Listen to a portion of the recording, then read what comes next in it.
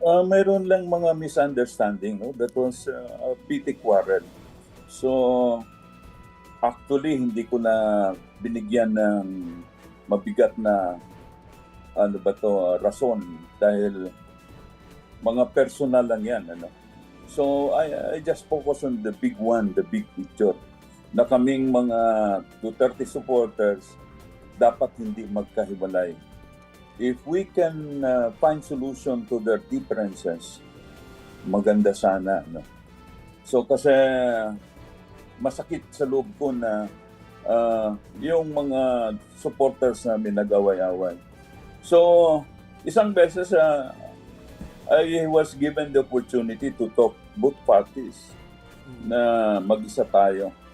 So mayroong hindi pa rin nagkaunawaan, but I tried my best dahil bilang leader dapat ako ang humagitna sa kanila.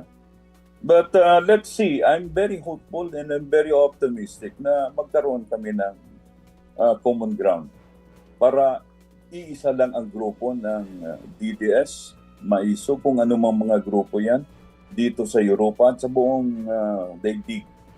So, Kayo po ba, sir, naka-attend doon sa sinasabi ni Attorney Harry Roque na binuo niyang peace meeting?